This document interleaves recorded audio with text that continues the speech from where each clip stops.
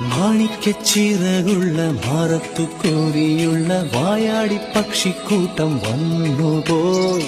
കാടൊന്നു കാണാനായി കൂടൊന്നു കൂട്ടാനായി ആകാശപ്പുഴ നീവി കുതിച്ചുപോയി. കണ്ടു മലനിര